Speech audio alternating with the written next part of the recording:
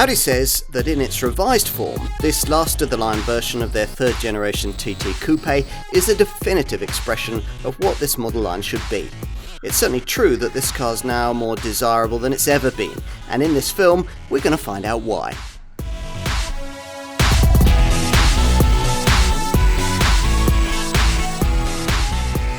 Here we are at the end of an era, the last version of the last design of Audi TT. People will remember this car, but will they also remember this final version of it? Time to check it out in coupe form. It's an improved version of the Type F V8S third generation design, first introduced back in 2014, which followed the second generation Type 8J model of 2006. And the iconic original Type 8N version of 1999. As with those designs, this one's available in both coupe and roadster forms, and we've chosen to test the hardtop here. If you're already familiar with the Mark III TT, you'll find that not too much has changed. New badging, a little extra equipment, subtle aesthetic alterations, plus some equally subtle differences in engine tuning. And that's about it. Not that there was much need to change things. Competition for the TT, particularly in this fixed top form, having evaporated like the morning mist during the model line's lifetime. Back at the turn of the century, the affordable coupe segment was populated by all kinds of volume brands. Vauxhall, Fiat, Nissan, Volkswagen, Renault, and subsequently Seat and Peugeot too. Now, they're all gone. Only coupes like the Toyota GT86, the Ford Mustang and the BMW 2 Series coupe remain. And they're really rather different cars to this Audi. All of which helps to explain not only why the modification programme was so light, but also why Audi has no immediate plans to replace this model, at least not in a form that TT owners would readily recognise anyway. The brand has shelved plans to create a family of TT body shapes that would have included a 5-door sportback version. Instead, its resources are being directed towards the creation of an all-new electric sports car that will eventually replace this one. Either way, as we said at the beginning, we're looking at the end of an era here, a milestone marked by the package of midterm updates we're going to talk about in this film. As part of this, Audi has distilled the TT down to the bits that really work and left us with, well, what? Let's find out.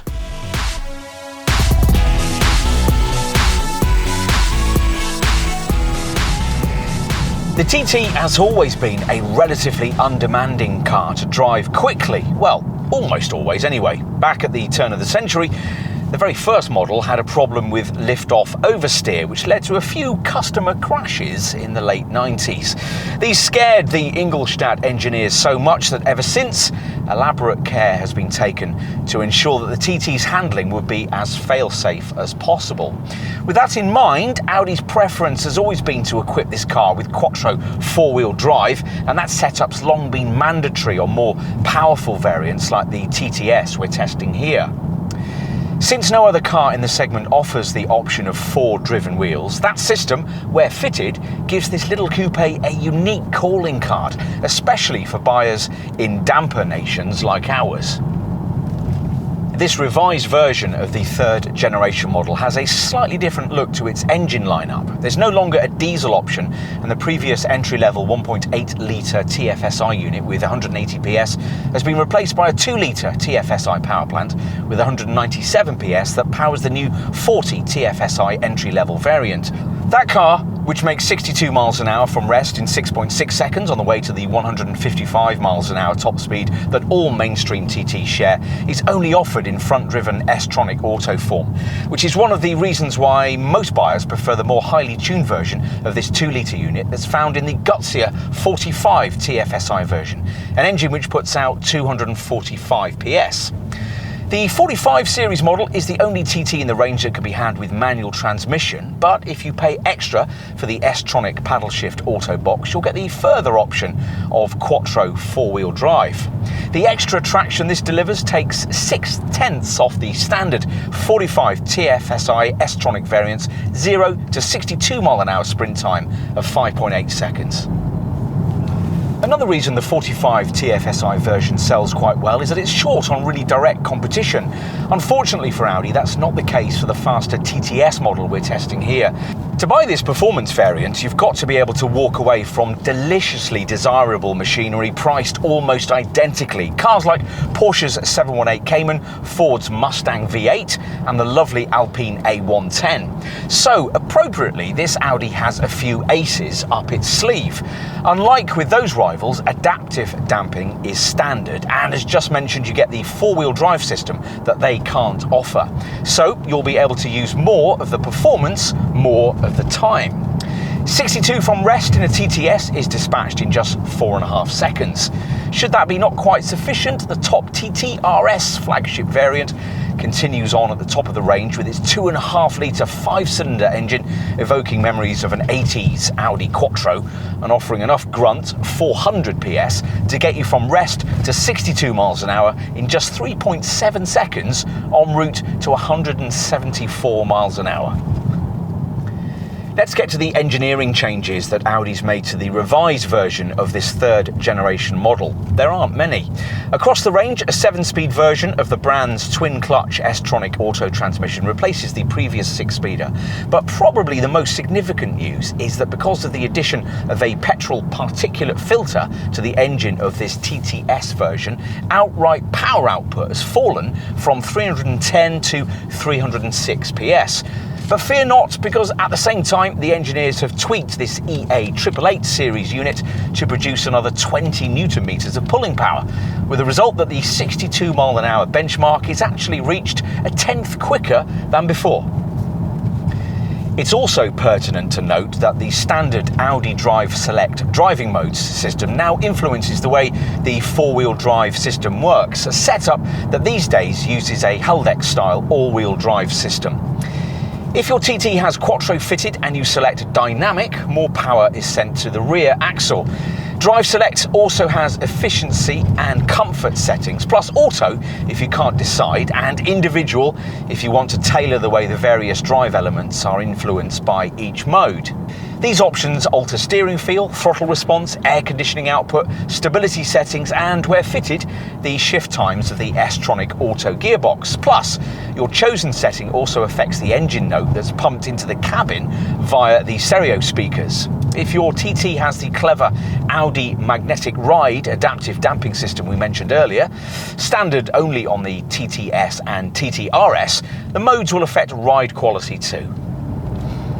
Ah yes, ride quality. However you fiddle with the drive modes, it remains on the firm side of firm, particularly if, as here, you have a set of 20-inch wheels fitted. No doubt this matters little on Germany's billiard table smooth tarmac, but over here, it's annoying to have to feel every bump and ripple when all you want to do is ease back after the kind of day at the office that made it possible for you to buy a TT in the first place. Segment rivals like that Alpine A110 show that it doesn't have to be like this. Taut handling and fast cornering composure can be delivered without a setup that shakes your fillings out over potholes and speed humps. Another long-standing TT issue relates to steering feel. Audi's equipped this car with a progressive steering system that's supposed to require less effort for low-speed manoeuvring, which it does, at the same time as delivering a more dynamic response when cornering at speed, which it doesn't. If you can adjust to the rather anaesthetised feel, you'll actually feel that the rack is quite direct and becomes more so as the wheel is turned, allowing you to turn into corners with real bite and delivering impressively rapid cross-country journey times, whatever the season. This car remains superbly agile, aided by its exceptionally light weight. A base 40 TFSI variant weighs in 85 kilos lighter than a base Porsche 718 Cayman. That's a big difference. And refinement is excellent, spoiled only by a slight wind flutter around the frameless windows. As a result, a TT can be a perfect long-distance sports car. On a smooth highway, anyway. Ultimately, it's probably fair to say that this model line hasn't been quite as successful as Audi might once have hoped. Just over 605,000 TTs have been sold since the turn of the century, which is a reasonable figure, but not exceptional to have achieved over 2 decades of production. When it's gone, though, This is one of those cars we have a feeling that quite a few people will rather miss. Even now, there's nothing quite like it, as you'll discover if you try one.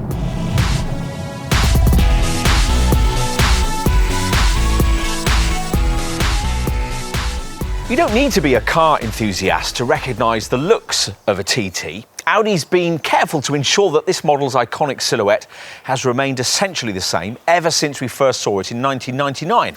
The modern version's more up-to-date, third-generation take on that look appeared in both coupe and roadster form 15 years later, and it's been only lightly embellished as part of the changes made to create the revised model we're testing here.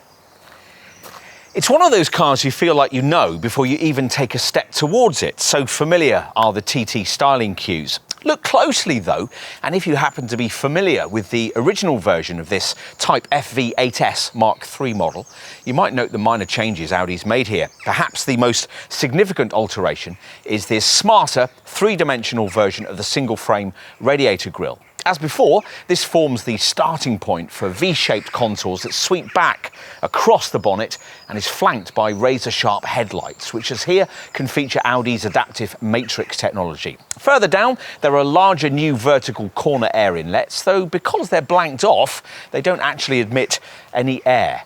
If you avoid base sport trim, there's this smarter, full-width lower front splitter too. From the side, this could only be a TT. The rounded wheel arches, curved windscreen pillars, bold shoulder line and sloping rear tailgate are all recognisable features, as are these unique stirrup-style door handles and this more powerfully sculpted lower door sill contour. Audi calls it the dynamic line that forms a light refracting edge and adds purpose to the car in profile. Plus, as ever with this model, you get this TT embossed fuel filler cap on the driver's side that opens with a light tap. Pull back the lid and there's no filler cap. Instead, the fuel nozzle is inserted directly into the tank neck, just like a race car. Detail changes from this perspective are limited to a revised portfolio of 18, 19 or, as in this case, 20-inch alloy wheel designs. At the rear, TT enthusiasts will note the addition of these fin-shaped flourishes below the tail lamps, which, in our view, rather spoil this area's previous styling purity, and perhaps also this remodelled lower diffuser, which incorporates two single-chromed pipes on 40 and 45 TFSI models, or two pairs of corner exhausts on this TTS or the top TTRS variant. Otherwise, the styling's unchanged, based around an interplay between light and shadow that intensifies around the strong horizontal lines that define both boot lid and bumper.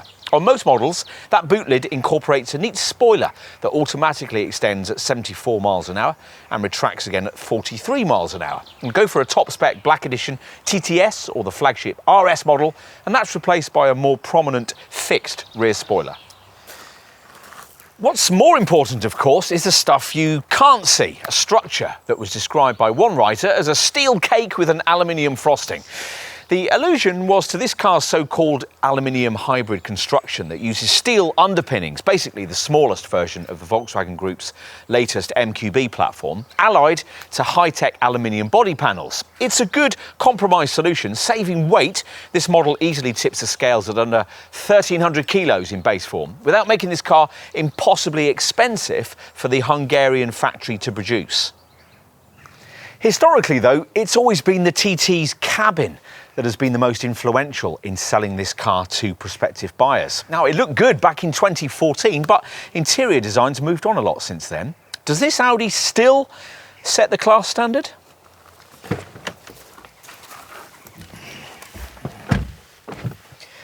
In a word, yes, this Mark III model's clean sheet cabin design has aged so well that the Ingolstadt brand hasn't bothered to update it at all as part of the changes made here.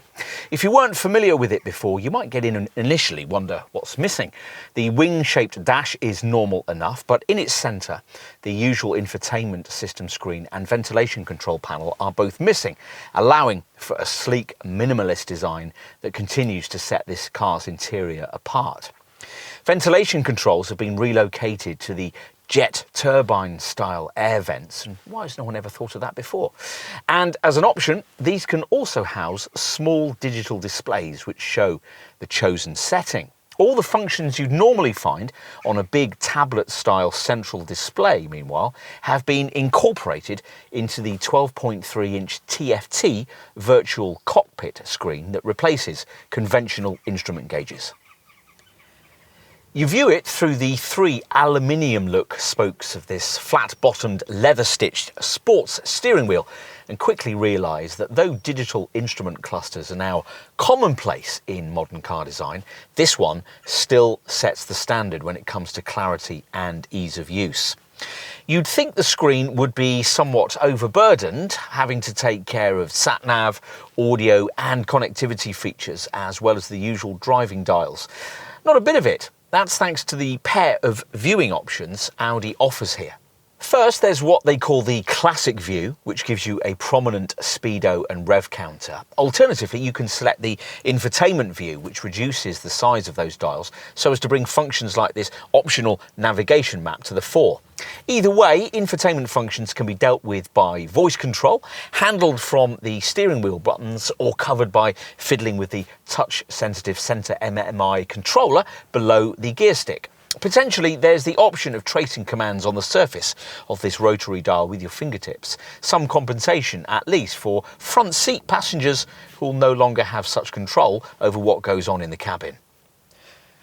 This is a much wider area feeling place to sit than the cockpit you'd get in, say, a Porsche 718 Cayman or an Alpine A110, and it's easier to see out of than a Ford Mustang, though the standard rear parking sensors are an essential aid to manoeuvrability.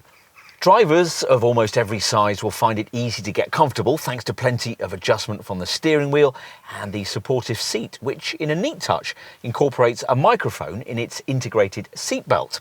This seat will feature either full leather or a leather and Alcantara combination, depending on your preference, and looks great with the quilted stitching that features here. The grippy Super Sports seats we've got here are standard, providing you avoid base sport trim. What else? Well, build quality and material quality is almost faultless and in another world from something like an Alpine or a Mustang.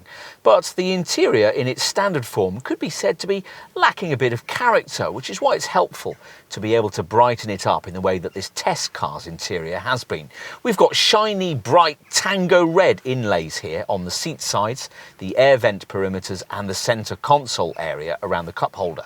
Or you could choose either blue or orange finishes.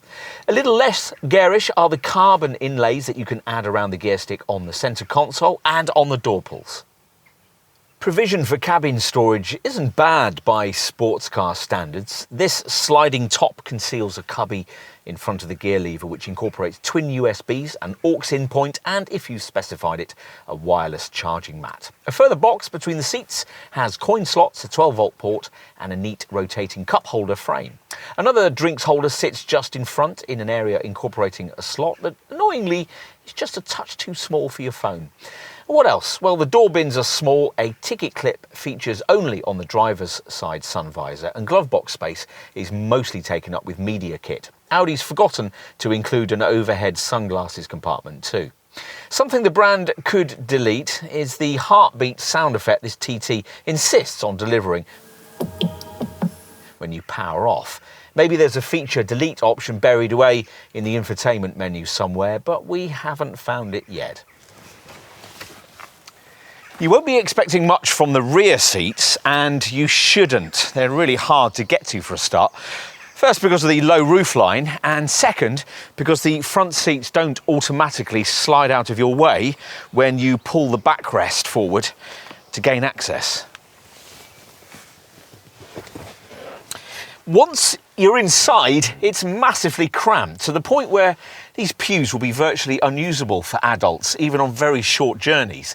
And it's not just the cramped roofline either. The seat backs in the rear are uncomfortably upright, and there's virtually no legroom, even if the person up front has been accommodating.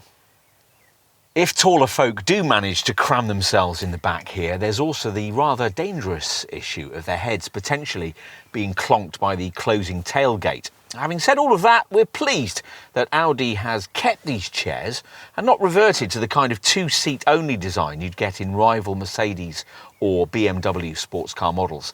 Many TT buyers do have families, after all, running one of these as a second or third car, and in that situation, having a back seat gives you options, even if only to run inebriated friends back from the pub. Seat back nets are provided, and you get these little storage bins in the sidewalls. Let's finish with a look at the boot. Now, lift the tailgate and you'll find a two-part parcel shelf covering an unexpectedly large cargo area, something that's long been a selling point for TT owners. In this coupe model, it's 305 litres in size with the rear seats up. In the Roadster model, it's 280 litres. OK, the area provided is rather shallow, but it's accessed via a notably low loading lip, and what's on offer here is certainly big enough for 3 or 4 large bags. For the optional storage net, 4 tie-down points are provided, 2 of them body painted, and there's more space under this concertina-ing boot floor, courtesy of the fact that no kind of spare wheel is offered. Audi's remembered to include a 12-volt port too. It's on this left-hand side wall. If you need more room, then flattening this 50-50 split folding rear backrest frees up a lot more of it, 712 litres to be exact. And it's a flat space with no annoying step in the extended boot floor. Audi reckons you could even slot a bike in here if you removed its front wheel first. Try doing that in any other little sports car.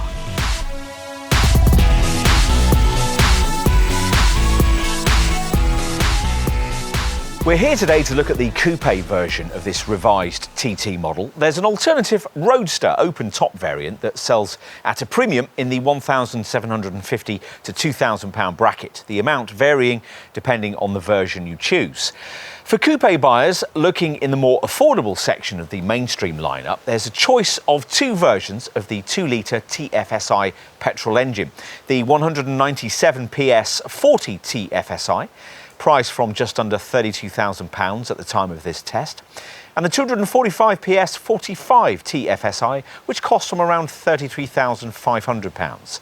Whichever car you favour, your trim level starting point is base sport trim, but your dealer will prevail upon you to find around £2,150 more for S-Line spec, or maybe even around £3,750 more for Black Edition trim.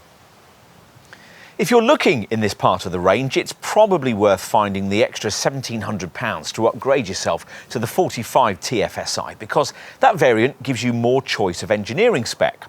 Unlike the base 40 TFSI, you're not limited to S-tronic transmission and front-wheel drive. 45 TFSI TT buyers can choose a front-driven manual model or spend around £1,500 more on an S-tronic auto version, or find just under £3,500 more than the cost of a base manual derivative to get an S-tronic auto variant with quattro 4-wheel drive. The next step up in the TT hierarchy is to the TTS variant we're testing here, which uses an upgraded 306 PS 50 TFSI version of the same 2-litre petrol turbo engine. It's offered only with quattro 4-wheel drive and the S-tronic gearbox, and priced from around £45,000 in coupe form. You can upgrade your TTS to plusher Black Edition spec for an extra £2,200. If nothing but the ultimate TT will do, you'll need the top TT RS, which uses a 400 PS, 2.5-litre 5-cylinder turbo, and at the time of this test cost around £54,000 in coupe form. Again, quattro 4-wheel drive and S-tronic are non-negotiable here. Another £4,000 will get you a TT RS in more dynamic-looking Audi Sport form. Direct rivals for the Audi TT in any form are very thin on the ground, and none of the contenders that do exist are quite the same. Let's start by looking at competitors to the 2 most affordable mainstream models, starting with the base 40 TFSI S-tronic. The most obvious rival to put against this Audi in its 197 PS entry-level guise is BMW's 2 Series Coupe in 184 HP 220i form, which will save you about £1,000. But that Munich model is a more practical, less emotive-looking thing. A purer sports coupe can be found in the form of the shared design badged either as a Toyota GT86 or a Subaru BRZ. A comparable auto version of one of those will save you £2,000 to £3,000 over the base version of this Audi. But inside you'll find classic Ingolstadt cabin quality sadly missing. Shift your attention to the 45 TFSI with 245 PS, and rivals are harder to find. A BMW 230i Coupe M Sport costs about the same, but we've already commented on that car. For around £3,000 less, there's Nissan's 370Z. For around £4,500 more, there's the 2.3-litre EcoBoost version of Ford's Mustang Fastback. Both offer significantly more power than a TT45 TFSI, 290 PS in the case of the Ford and at least 330 PS in the case of the Nissan. But because both are considerably heavier than a TT, they aren't much faster and cost considerably more to run. Plus, neither can be ordered with four-wheel drive. Let's now switch the focus to the TTS version we're testing here. Now, we've already said that you'll be looking at needing around £45,000 for one of these. This 306 PS variant's closest rivals both cost about the same. There's the Porsche 718 Cayman in its base 300 PS form, or there's the throbbing 5-litre V8 version of the Ford Mustang Fastback, which offers 450 PS at the same kind of price point, but which, because of its prodigious weight, goes hardly any faster than a TTS. As for other options in the TTS's price and performance bracket, well, for around £5,000 less, you might want to look at a BMW M240i, which offers 340 PS and will save you around £5,000. Or for around £2,000 more, a TTS buyer might also consider the Alpine A110, which puts out only around 250 PS, but keeps up with this Audi thanks to its light weight. Again, none of the rivals we've mentioned can be ordered with the four-wheel drive system that's standard on a TTS. Finally, if you're considering blowing around £54,000 on the top TT RS with its 400 PS output, you'll probably also be looking at cars like the Porsche 718 Cayman S, which costs about the same, the BMW M2 Competition, which costs around £3,000 less, or the Mercedes AMG SLC 43, which costs around £6,000 less, but only comes with a metal folding roof. For around £60,000, there's also the hand-built Alfa Romeo 4C, though that car has just 240 PS. Again, all the rivals just mentioned are two-wheel drive models. If, having considered all of that, you conclude that it is a TT that you really want, then you're going to need to know just how generous Audi has been with the standard spec. The answer is that most of what you'd want is included with base sport spec. That means features like xenon headlamps with LED daytime running lights, 18-inch alloy wheels, LED rear lights, an anti-theft alarm, power folding heated mirrors, rear parking sensors, auto headlamps and wipers, a retractable rear spoiler, the Audi Drive Select driving dynamics system, plus progressive steering and torque vectoring to sharpen corner turning. Inside, all sport spec models get leather and Alcantara trimmed height adjustable sports seats, aluminium inlays, an auto-dimming rear view mirror, a keyless go stop-start button, cruise control and manual air conditioning with controls built into the vents. There's also a 3-spoke, leather-trimmed, flat-bottomed sports steering wheel with multi-function switches that provide one of the ways you can control the lovely 12.3-inch Audi Virtual Cockpit TFT instrument binnacle screen. The other route to infotainment functionality in a TT is via the MMI control panel down by the gear stick with its neat MMI touch rotary controller. Using all of this, you can Bluetooth link in your smartphone and access an 8-speaker DAB audio system. Plus, you also get the Audi music interface, a CD player and an aux in point. To this tally, sportier S-Line spec variants add larger 19-inch alloy wheels, full LED headlamps and the no-cost option of S-Line suspension lowered by 10mm. You also get a radiator grille finished in high-gloss black, plus bespoke S-Line bumpers, side skirts and a diffuser insert to complete the meaner look. Also thrown in are auto headlamps and wipers, LED dynamic rear indicator lights, and embossed S-Line Super Sport seats finished in Alcantara and leather and featuring electric lumbar support. As an option, we'd want the clever Audi magnetic ride system that works through the Drive Select setup to allow you to tailor the ride of your car to suit the road you're on and the mood you're in.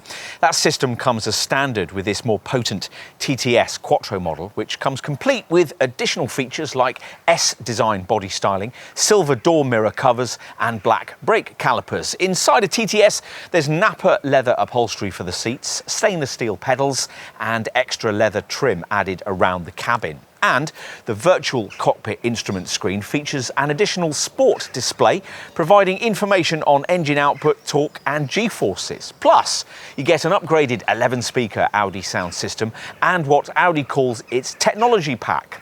This incorporates the brand's hard disk-based MMI Navigation Plus setup, along with Audi Phonebox wireless handset charging and a 3-year subscription to the many internet-based Audi Connect infotainment services.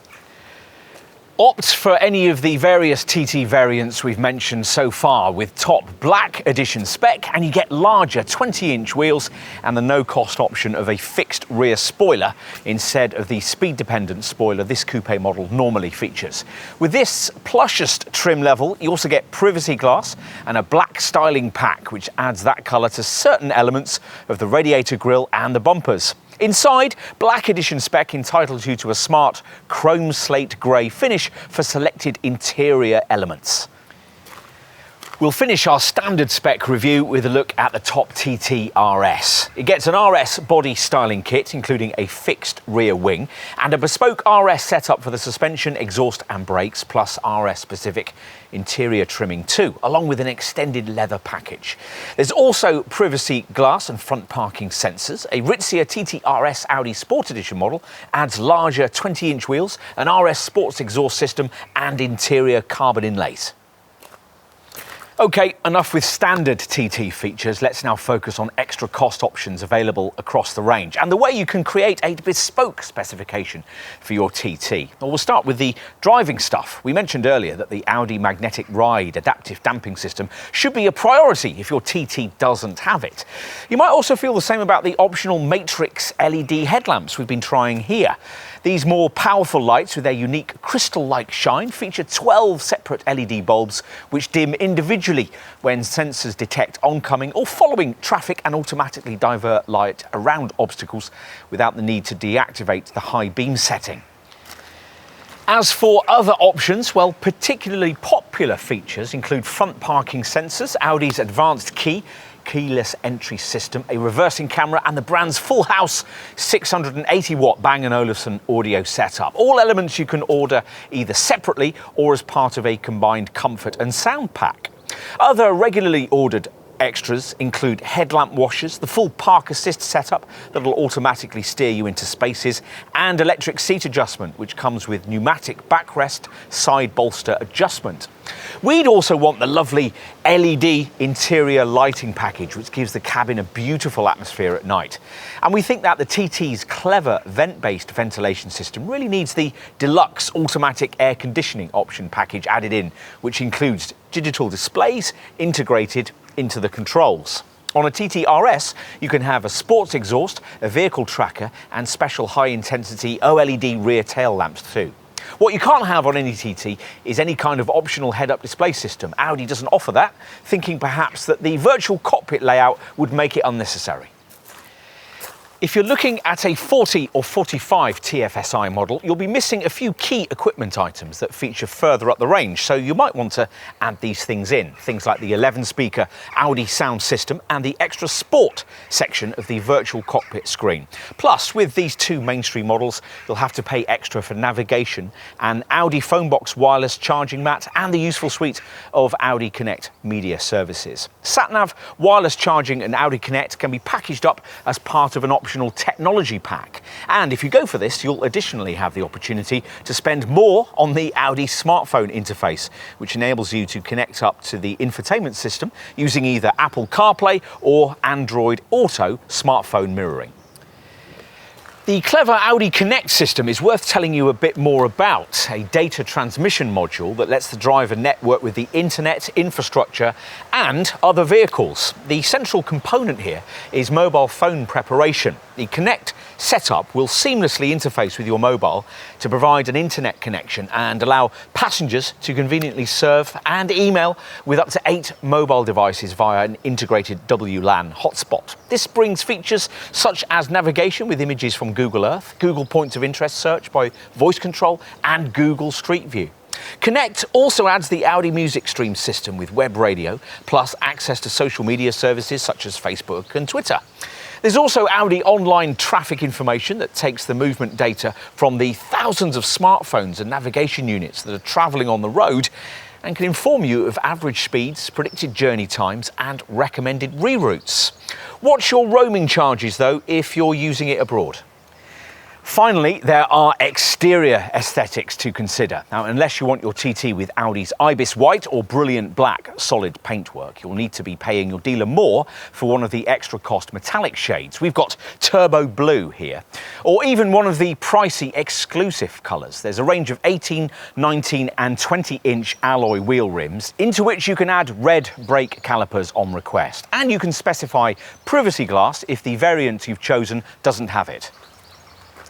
As for the cabin, well, there are black or grey leather finishes for the seats, with or without stitching, or if you're feeling extrovert, even a bright express red leather upholstery package. You can also smarten up the interior by adding in one of the brand's optional RS styling packages, available in either Turbo Blue or, as here, in Tango Red. These use the requested colour to trim the inner rings of the air vents, the outer edges of the seatbelts and the floor mats. Get each pack in its extended form, and the colour in question will also feature on the side seats trims and in highlighted trimming areas around the centre console. An orange interior highlights pack is also available. On this particular car, optional carbon trim inlays have also been added to the door pulls and the area around the gear stick. On to safety. Now, this car's provenance as one of Audi's older designs is portrayed by the fact that it's relatively short on modern tech. There's no autonomous braking system available, even as an option, which is why this car scored only 4 out of 5 stars in Euro NCAP testing. Mind you, you can't have that with a Porsche 718 Cayman, a Ford Mustang or a Nissan 370Z either.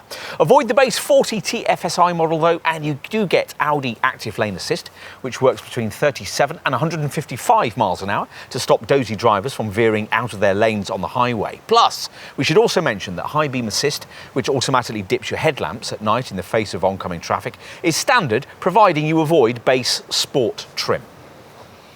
The other 2 available camera-driven safety systems on this TT are optional. The first is Audi Side Assist, a blind spot monitoring system to stop drivers from dangerously pulling out to overtake in front of another car. And the second is Dynamic Road Sign Display, a traffic sign recognition system that pictures road signs as you pass them and displays them on the dash. You'll also pay extra for a tyre pressure monitoring system, though a tyre pressure loss indicator is standard, as is driver rest recommendation technology that assesses your driving style and will issue a warning if it detects a decline in attentiveness. What about other safety features fitted as standard across the TT range? Well, you can tick off the expected stuff like the usual electronic assistance for braking and traction and twin front, side and curtain airbags, though there are no driver's knee bags. There's Hill Start Assist and ESC Stability Control too, with a special interim sport mode that gives you a little more leeway to play with, but cuts in if ambition gets the better of your talent, which is good to know.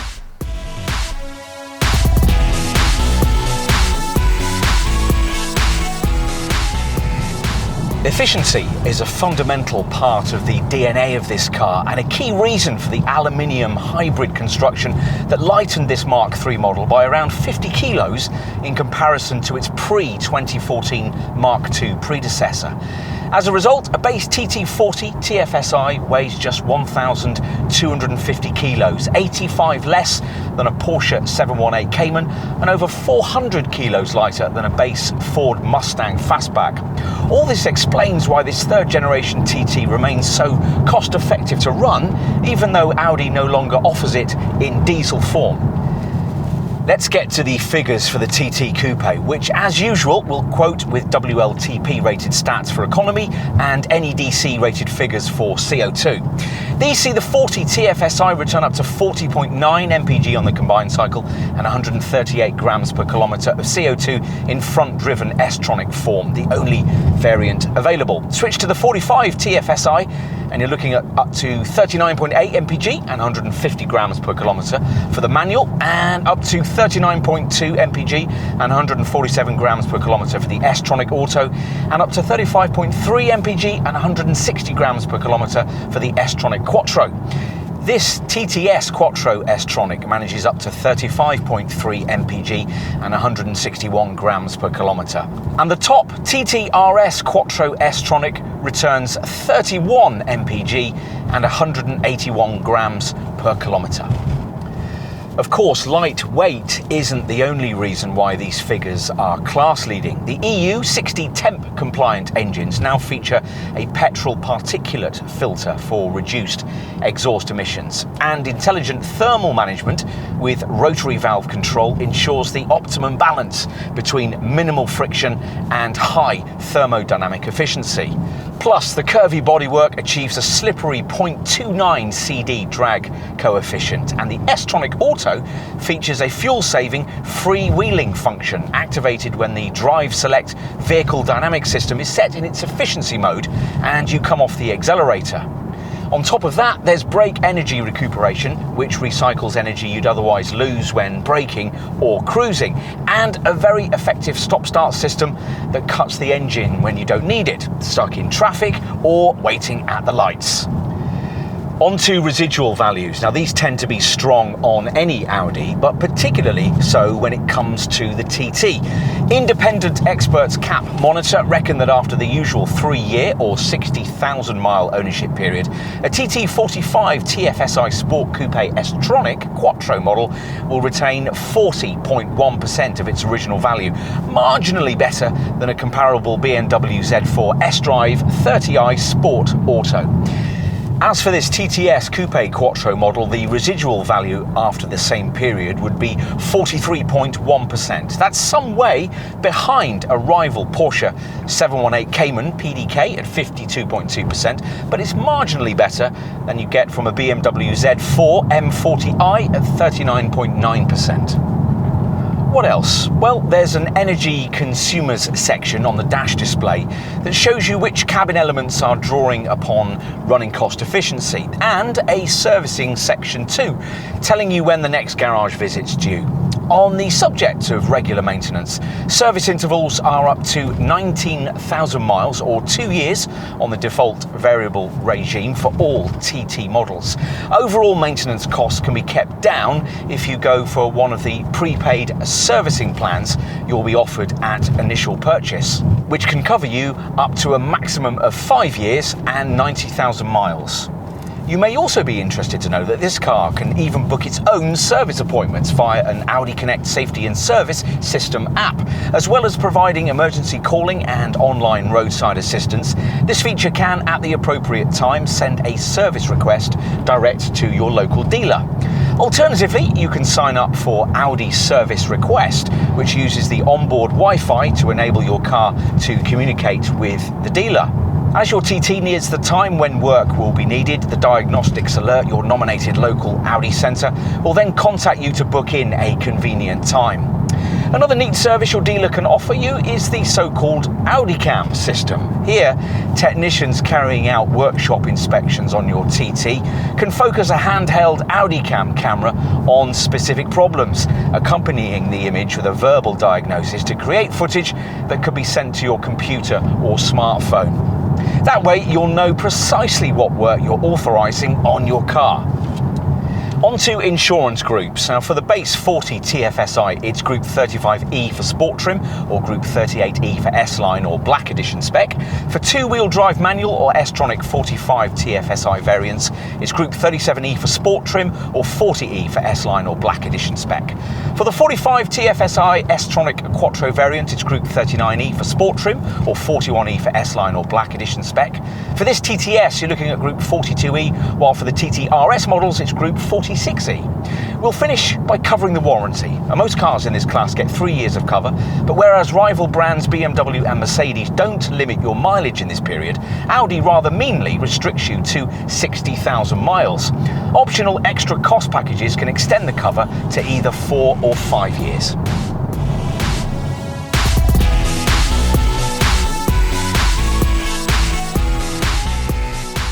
Some say the Audi TT won't be missed when this third generation model eventually ends production. Well, we disagree. Even when the affordable coupe segment was full of volume branded rivals, the TT stood out as something a little special and different. In this lightly revised form, the Mark III design still does. Of course, if you didn't want one before, nothing's been done as part of this midterm revamp that will be particularly effective in changing your mind. But if you were previously wavering, the updates made here, combined with the news that the current TT's days are numbered, could be enough to get you into the driver's seat. Well, you'll find a slightly more engaging driving experience and a simpler set of buying options. As for issues, well, they remain pretty much as they were before. The TT's appeal to loyal buyers is that it's so everyday usable and easy to transition into from an ordinary family car. But by the same token, that creates a car that's less involving and less of an occasion to drive than, say, something like a Mustang, even if you go for this performance-orientated TTS variant. Really powerful versions like this and the top TTRS derivatives are difficult to justify against similarly priced Porsche 718 Cayman models too, unless you really value the Audi's inclusion of quattro four-wheel drive. Ultimately though, there's still nothing quite like a TT, and perhaps there never will be.